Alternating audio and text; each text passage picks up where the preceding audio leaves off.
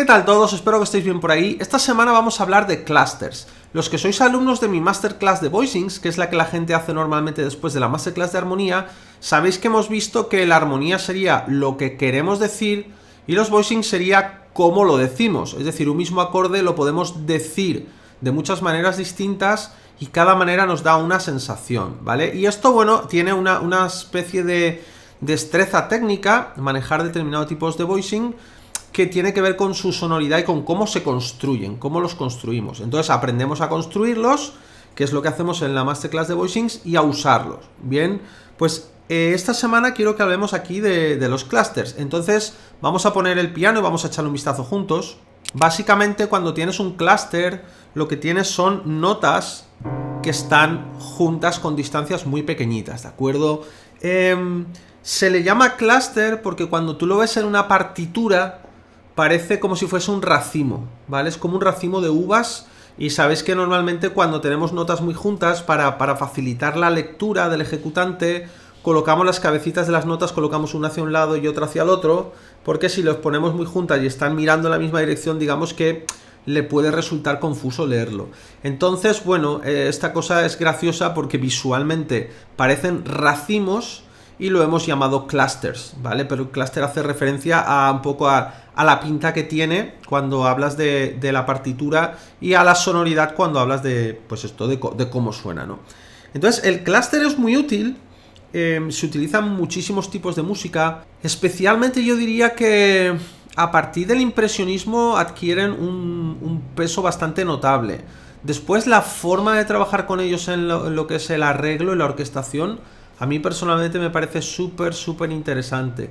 Y es una de esas cosas por las cuales pues me encanta escuchar trabajos orquestales de gente del impresionismo, porque aunque a lo mejor pueda faltarme ciertos elementos que a mí personalmente a nivel estético me gustan mucho, como pueda ser determinada conducción melódica o ciertos, digamos, motivos que me guíen a través de la obra, de alguna forma, pues bueno, me lo compensan con una serie de texturas y una serie de juegos, entre ellos esto de los clusters, que a mí me resultan súper, no sé, placenteros de escuchar, digamos, ¿vale?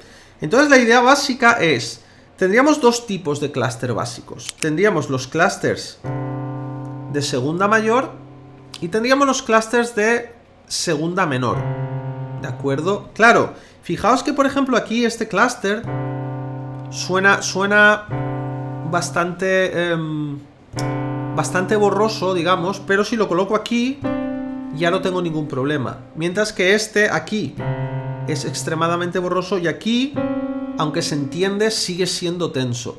Esto tiene mucho que ver con el límite de los intervalos bajos, ¿vale? Los que tenéis mi curso de voicing sabéis que le hemos dedicado un vídeo entero a los intervalos bajos, y para los que no, simplemente tened en cuenta que cada intervalo lo puedes bajar hasta una determinada distancia en el piano, digamos, en todo lo que es tu espacio sonoro, que aquí en este caso pues lo estamos representando con un piano, ¿vale? Pero sirve para todos los instrumentos. El intervalo se va a entender bien hasta un determinado punto. Lo que pasa que este punto, que es lo que hablamos en el curso, no es un punto exacto, es un punto aproximado. Porque si tú durante la obra estás, digamos, de alguna forma educando al oyente para que su oído esté concentrado en esa zona, va a lo mejor ser capaz de... su cerebro, digamos, va a ser capaz de anticipar de alguna forma qué estructura es esa que está sonando, aunque no sea realmente clara, es decir, aunque no se esté percibiendo con claridad, pero su cerebro va a coger, si es un patrón que ha aparecido y lo estamos transportando hacia abajo, el cerebro va a saber cuál es el patrón y se lo va a decir. Entonces le va a dar la sensación de que lo está escuchando con claridad del intervalo, mientras que si se lo ponemos en cualquier otro contexto, de pronto va a decir, ops, no lo distingo bien, ¿vale? Lo práctico sería si, por ejemplo, esto aquí se entiende perfectamente, aquí se entiende perfectamente, aquí, por ejemplo, es bastante más barro, es muy... Sin embargo, ahora mismo estáis viendo el vídeo y os puede parecer, bueno, yo sí que lo entiendo, pero no os olvidéis de que habéis escuchado esto, y entonces vuestro cerebro sabe que esto está siguiendo ese patrón. Por lo tanto, puede deducir que esto y esto es lo mismo. Sin embargo, si estamos en otro contexto, estamos escuchando cualquier otro tipo de historia, ¿vale? Y ahora de pronto alguien toca, ya no oímos tan claro eso, porque ya no tenemos el patrón. Y si lo bajamos más, es como suciedad, ¿vale? Es muy interesante y tiene que ver también un poco con la antropología, ¿no? Las personas, digamos que tratamos con otras personas, tenemos comunicación con otras personas, y las personas, digamos, hablan en un rango medio, ¿vale? Tanto hombres como mujeres. Las mujeres normalmente, no todas, ¿vale? Pero un poco más alto que los hombres, otras más alto, otros menos, pero básicamente estamos por una zona, ¿vale? Concreta del piano. Mientras que hay determinados intervalos, determinadas zonas que son un poco más alejadas del área habitual de expresión humana, digamos. Entonces, digamos, la eficiencia de nuestro oído para captar sutilezas y matices en ese área que está fuera del habla humana, no es que sea mala, es decir, no es que no exista, simplemente no es tan aguda o no está tan trabajada como esta zona media, pero simplemente porque nosotros necesitamos entender y prestamos atención a lo que sucede en esa zona, porque es la zona donde nosotros nos expresamos y donde la gente se expresa hacia nosotros. Y esto, que parece una cosa que no tiene nada que ver con la música, sí que tiene que ver, porque cuando la música nos está diciendo cosas, nos va a ser más sencillo, digamos, empatizar con el mensaje si nos lo está dando en una zona que es común a la comunicación que nosotros solemos tener en el día a día, que si es una zona más extrema, ¿no? De hecho, esto se han hecho cosas con trabajar con casi ya en el límite de no irte al ultrasonido, pero muy cerca, cosas muy agudas y cosas muy graves, ¿vale? Es otro tipo de cosa y mola mucho, ¿no? Sobre todo en el sound design y todo esto es algo muy útil, pero no tiene tanto que ver con nuestra expresión. Entonces, el cluster tiene esta cosa que, bueno, esto ya en el curso ya os lo avisé, pero bueno, aquí lo digo porque lo tenéis que saber para el ejercicio, que tenéis que estar especialmente vigilando el límite de intervalos bajos. Es decir, estad seguros de no meteros demasiado abajo, ¿vale? Para que el oído del oyente pueda captar con claridad qué está sucediendo. Tiene que poder captar estas distancias, porque son distancias muy pequeñitas. Y cuando estamos aquí, la vemos muy clara, pero cuando estamos aquí, percibimos... Hay gente que no oye el toti. Es indeterminado. De hecho, es curioso porque si habéis hecho alguna vez ejercicios de ear training con niños, por ejemplo, ahí se nota mucho. Tú le preguntas si sube o baja y te dice sube y baja, ¿no? Pero cuando lo haces aquí, dudan. No te saben decir si está subiendo o está bajando, ¿no? Hasta que ya están más entrenados. Entonces esto tenedlo en mente, ¿vale? Clusters de segunda mayor sería cuando todo... por ejemplo, si hago esto, vamos a coger la escala de tonos enteros. Esta sonoridad es muy típica, ¿vale? Sin embargo, fijaos que aquí la identifico, pero es un poquito más borrosa aquí. No es problemática, pero evidentemente es más borrosa que aquí. Nos suena a estar soñando por culpa de Walt Disney, ¿no? Si le ponemos un cubito de hielo ya es Walt Disney total. Pero la cosa es que, por ejemplo, en Star Trek es el teletransporte, ¿no? Pero el caso es que esta escala sí que nos permite trabajar todo con clusters de segunda mayor. Normalmente, hay excepciones, pero normalmente lo vamos a tener mezclado, ¿vale? Van a estar mezcladas. Si, por ejemplo...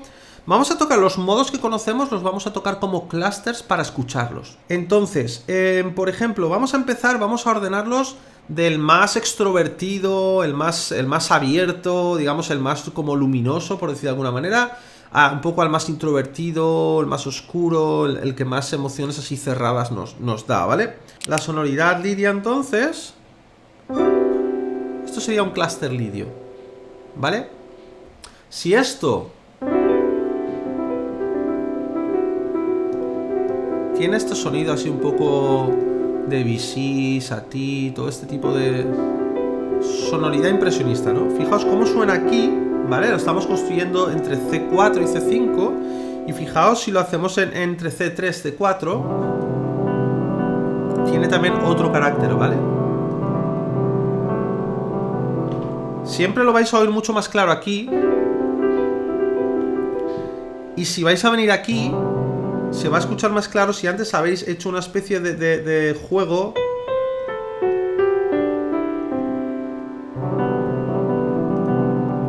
Porque habéis creado una especie de outline, ¿vale? Esto lo hemos visto en la masterclass de desarrollo melódico, en armonía, voicings, en fin, son conceptos que aparecen en los cursos, ¿no? Muy importante, acordaos de eso, vosotros como compositores lo vais a escuchar muy claro todo lo que hagáis, porque sabéis lo que estáis haciendo y vuestro cerebro, que es con el que es, digamos, el que os hace de intermediario entre vosotros y el mundo, os está dando la información de lo que él sabe más el input sensorial. Pero tenéis que tener en cuenta que vuestro oyente no tiene esa información. Entonces aseguraos siempre de que lo que le estáis diciendo es muy claro y de que lo va a poder entender, ¿de acuerdo? ¿Vale?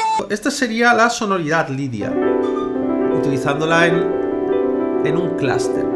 Claro, si yo monto, por ejemplo, lo quiero orquestar esto, puedo montar texturas muy chulas. Pero tenía un problema de entendimiento. Lo que se suele hacer con los clusters es, por ejemplo, imaginad que yo orquesto esto con una familia de instrumentos, vamos a decir con las cuerdas, y esto lo orquesto con las maderas. Y al ponerlo todo junto, tengo eso. Mira, ¿sabéis qué? Vamos a hacerlo. Venga, va. Bueno, vamos a venir aquí a la plantilla de Cubase, ¿vale? Lo tengo con bien Ensemble Pro. Y vamos a coger un ensemble para no complicarlo, para no tener que ir instrumento por instrumento. Vamos a hacer primero...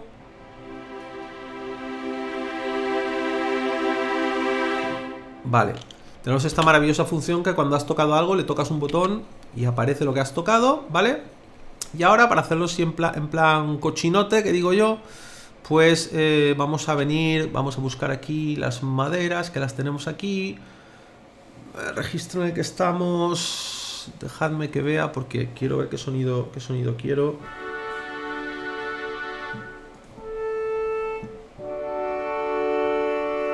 Vale, voy a utilizar los instrumentos de registro grave, aunque están un poquito en su zona aguda, porque los de registro alto aquí, este sería el registro correcto para ellos. Pero bueno, todos los que sois alumnos del curso de orquestación ya lo hemos visto allí, la carpeta de instrumentación, orquestación, texturas, análisis y esto. Pero vamos a utilizarlos, digamos, un poco fuera de registro, están dentro de su registro, pero no es su registro óptimo. Sin embargo, me gusta la sonoridad que obtenemos. Entonces lo vamos a colocar aquí.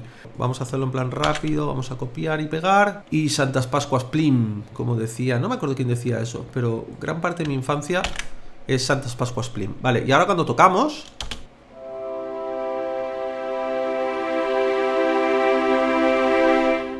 Vale, ahora tenemos los dos tocando lo mismo, porque hemos copiado y pegado, ¿vale?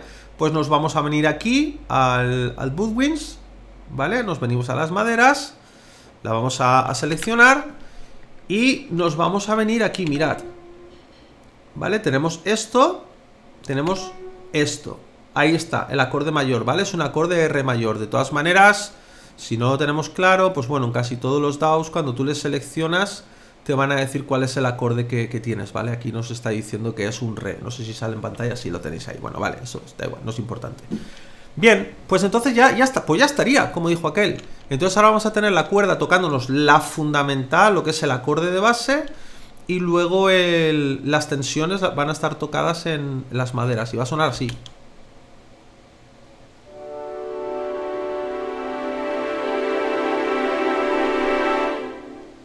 ¿Vale? Es un tipo de sonoridad, es una forma de orquestarlo que funciona bastante bien. ¿Por qué funciona esto bien? Bueno, porque lo que le estamos dando al cerebro básicamente es... le estamos dejando distinguir las estructuras. Le estamos diciendo, mira, esta estructura por aquí y mira esta otra por acá. Y él, cuando lo oímos, él lo suma en la cabeza nuestra, ¿vale? Esto pasa con, por ejemplo, John Williams muchas veces te quiere decir... esa es la armonía, ¿vale? Y lo que John Williams hace es... te lo dice como en dos fases, te dice 1, 2. No te hace 1, sino 1 y 2 enseguida. Y otras veces lo que hace es...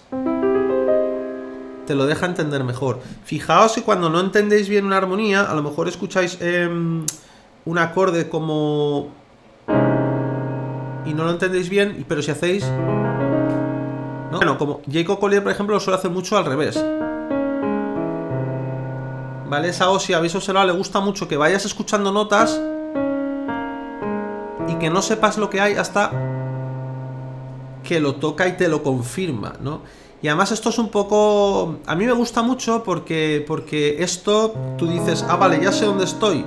Y él te dice, ¿seguro? Porque mete otra nota más, ¿no? Es decir, puede ir construyendo hacia abajo. Es lo que hemos hecho siempre hacia arriba, pero hacia abajo. En realidad se puede hacer en las dos direcciones, pero bueno, era un detalle. Vale, entonces, ya tenemos este sonido lidio y ya sabemos que a la hora de orquestarlo podemos optar por dividir, en la orquestación, dividir el clúster entre varios instrumentos, ¿vale? Si no estamos orquestando, estamos con una banda, es lo mismo. Alguien puede estar tocando un Do y alguien puede estar tocando un Mi menor y alguien puede estar tocando un Re mayor. Y todo junto. Esta es la masa sonora. Ahora bien, ¿qué voy a tener que vigilar en ese caso? Voy a tener que vigilar el equilibrio. ¿El equilibrio cómo? El equilibrio dinámico. El equilibrio dinámico, ¿vale? Porque si este Re está sonando muy fuerte y este Do está sonando muy flojito, se va a escuchar de otra forma. Es decir, la armonía que voy a estar escuchando va a ser algo más así. Voy a pensar más en esta armonía, ¿vale? Es decir, porque le estoy dando mucha importancia a esto. Sin embargo, aquí te estoy dejando claro que esta es la base y que esto son los agregados.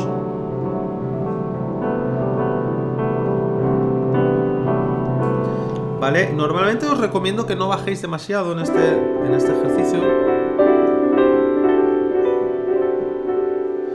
Este tipo de recurso para música ambiental, si os gusta este rollo de tracks ambientales, cuando a lo mejor el protagonista ha entrado a un sitio así un poco mágico y está viéndolo todo y le están explicando. Este es el árbol de nuestros ancianos, aquí veníamos todos a hacer pipí y bueno, un día nos riñeron, nos puso una multa a sanidad y desde entonces ya pues vamos al váter como todo el mundo. Este tipo de historia, ¿no? Pues aquí puede ayudarte que esté el ambiente de fondo mientras tú estás contando el rollo. No tienes ningún motivo, no tienes ninguna melodía ni nada que te distraiga. En este tipo de situaciones. En el ejercicio que vamos a hacer esta semana sí tenéis que tener una melodía, ¿vale? Pero todo lo demás, el arreglo va a ser así, va a ser con clusters. La melodía va a ser una línea independiente que se va a estar moviendo, evidentemente independiente hasta cierto punto porque va a estar hablándonos en el mismo lenguaje que nos habla la armonía, pero va a ser una línea que va a tener su propia identidad, que va a ser reconocible, que va a tener coherencia, que va a ser consistente, ¿vale?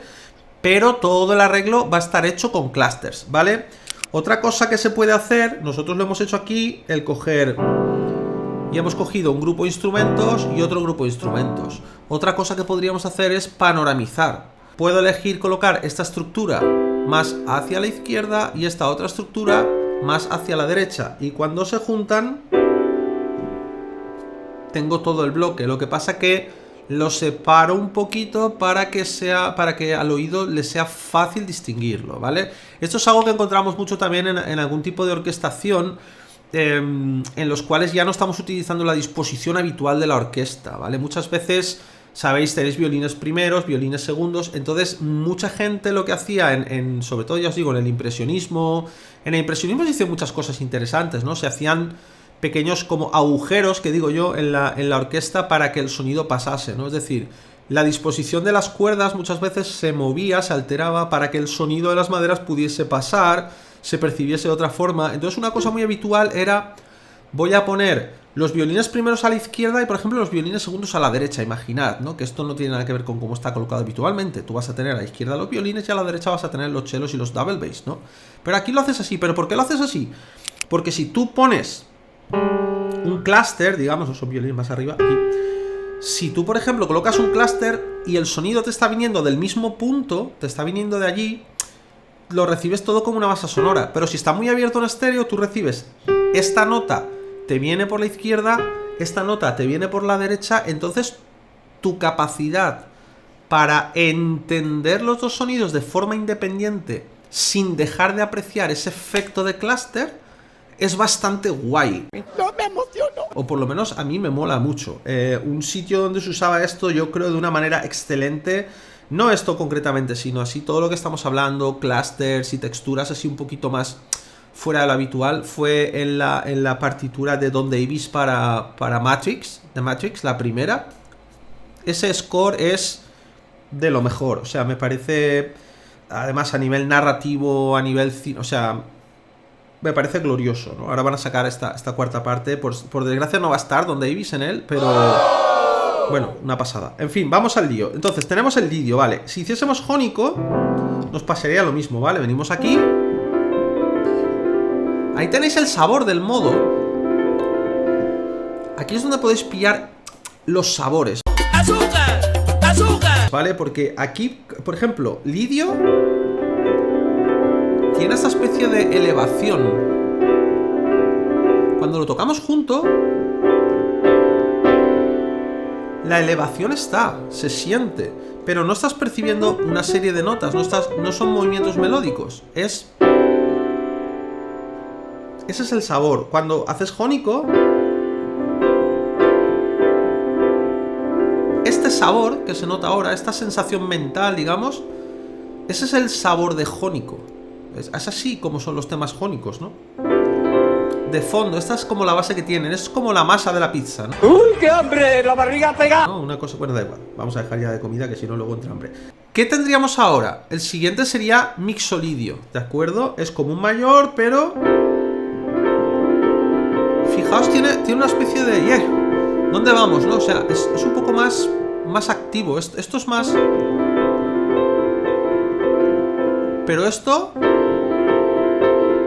tiene otro tipo de sonoridad. Y estamos trabajando, fijaos, con clusters. ¿Podemos?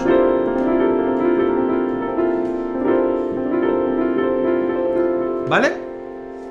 Sonido mixolidio. ¿Cuál sería el siguiente? Dórico. Ya es menor, es el primer menor, pero sigue siendo...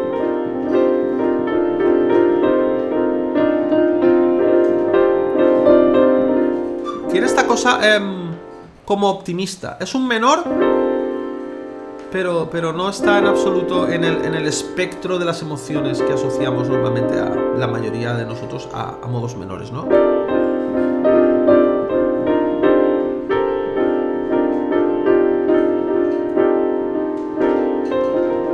Tiene esta cosa, ¿no? Vale. ¿Cuál sería el siguiente? Eólico. Ahí cambia la cosa, ¿no? Es otro... Aquí sí que notamos una cosa más introvertida, ¿no? Ya es un poquito más introvertido.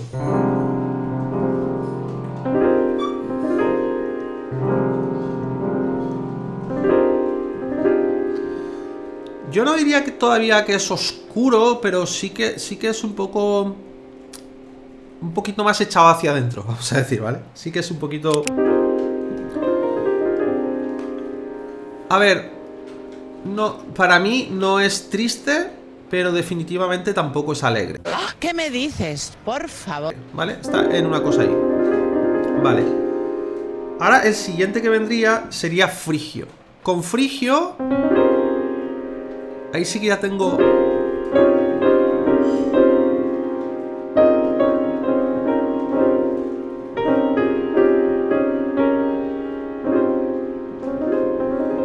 Ya tiene esta cualidad un poco más oscura, ¿no? Ahí sí que se oscurece. Sin embargo, fijaos, todo este tipo de cosas, los clusters, me generan una sensación de paisaje. A mí personalmente, cuando oigo un cluster, independientemente del modo, se me genera una especie de espacio mental muy distinto a que cuando oigo, por ejemplo... Cuando estoy escuchando este tipo de cosas, también me estoy moviendo en un espacio tonal.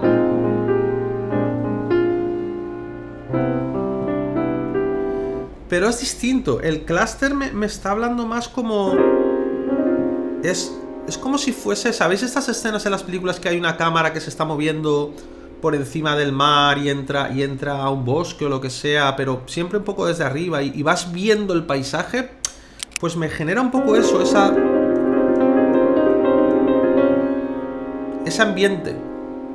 Es como un ambiente, el clúster para mí es como un ambiente. Por eso, qué casualidad, que se juega muchísimo con texturas, es decir, con crear texturas con ellos.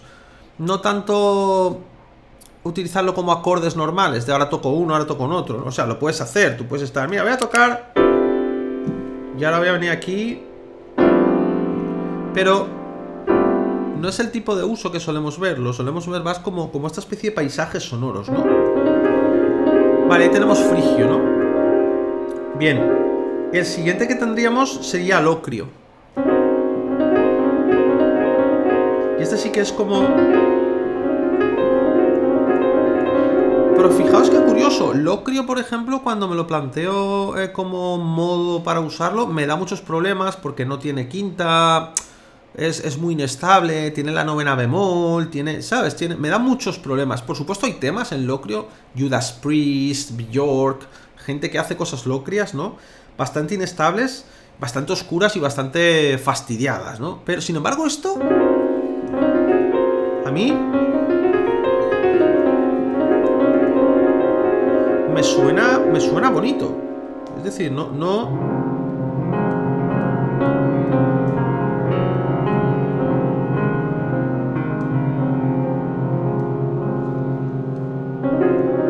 A ver, evidentemente no es lidio, pero sí que tiene... Sí que tiene interés para mí. Desde un punto de vista sonoro, tiene interés. Entonces, la idea es que hagáis una composición. Yo os recomendaría... que fuese una composición modal. Ya hemos hecho cosas, y no os voy a dejar el vídeo por ahí en la descripción, pero hemos hecho cosas con música modal. Yo escogería una modalidad, por ejemplo, que la parte A esté en una modalidad y con la parte B me voy a otra modalidad. Pero el arreglo, que es aquí lo importante, tiene que estar hecho con clusters. El arreglo. Luego la melodía tiene que ser una línea que sea cantable, que sea identificable y que sea coherente. Lo que podéis hacer, podéis estar, por ejemplo, estaros en un dórico y luego en la B os podéis ir a un lidio, por ejemplo, ¿vale? De esto hicimos hace muy poco una actividad que era precisamente utilizar la nota característica y cambiar el centro, de manera que cambiábamos de modo. Estábamos en un modo y nos íbamos a otro, ¿vale? Hubo muchos problemas con la gestualidad del modo, ¿vale? Porque muchas melodías carecían de la gestualidad del modo, entonces no sonaban a ese modo. Estuvimos hablando esto de la gestualidad y demás, lo tenemos, esto fue en el directo, que lo voy a dejar también en la descripción. Acordaos que en la lista de directos, en la lista de reproducción, tenéis todos los directos que hacemos donde escuchamos vuestros ejercicios, se da feedback de cada uno de ellos, tanto yo como la gente que está en ese momento conectada conmigo en el directo. Entonces creo que es una herramienta bastante valiosa para el aprendizaje, sobre todo para aquellos de vosotros que, pues, por circunstancias, por lo que sea, pues no podéis aprender, ¿vale? Es decir, no podéis ir a una escuela, no podéis ir a una universidad, o no podéis ir a un conservatorio, o no podéis ir a un sitio donde se estudie música. Bien, entonces creo que es una cosa que es bastante útil. Además son muchas horas de directo, son muchos compositores distintos, hay mucho feedback distinto y también veis cuáles son como los fallos comunes y los podéis evitar en vuestra propia obra y aprender de los errores ajenos, que me parece que es una de las cosas con bastante valor que hacemos en el canal, ¿de acuerdo? Entonces el ejercicio sería eso: hago una composición donde toda la A está en un modo, donde toda la B está en otro modo, y en lo que me centro es en jugar con mi arreglo y con mi orquestación para representar los clusters, ¿de acuerdo? La textura del clúster debe estar sonando. Es decir, si empiezas a arpegiar algo y luego arpegias otra cosa, no es clúster. Clúster es el sonido simultáneo de notas que están en una distancia muy pequeña. En este caso, pues aquí por ejemplo tenemos todos segundas mayores y aquí tenemos una segunda menor, ¿vale? Vamos a hacerlo con los 7 modos típicos, aunque si tenéis un discurso modal que puede funcionar en una tonalidad, vamos a decir, por ejemplo, que dices, Tony, pues yo voy a estar aquí, que yo soy alumno de la Masterclass de Armonía y sé manejar Lydian Flat 7 perfectamente, ¿no? Pues, vale, pues esto, por ejemplo, es un ambiente que puede ser interesante. Entonces lo utilizas y de nuevo haces una composición cuya centralidad esté ahí y la direccionalidad melódica tiene que ir siempre que sepamos dónde estamos aterrizando, ¿vale? Es decir, esto de la direccionalidad ya hemos hablado de ello. Entonces nada, básicamente ese es el ejercicio para esta semana, ¿vale? Acordaos que tenéis hasta el sábado a las 2 de la tarde de plazo para entregarlo y que después ese mismo sábado a las 4 de la tarde nos pondremos en directo a ver vuestros trabajos. Así que si te ha gustado el vídeo, pues dale like, suscríbete, acuérdate de pasar por teoriamusical.es. Si quieres dar soporte al canal, pues tienes o bien los cursos, que también son buenos para ti, porque así aprendes cosas, el de armonía, el de voicings, el de desarrollo melódico, ¿vale? O también tienes mi Patreon, ¿vale? Y nada, yo que sé, que nos vemos el sábado, ¿no? Sí, pues el sábado. Hasta entonces, haced mucha música. Nos vemos.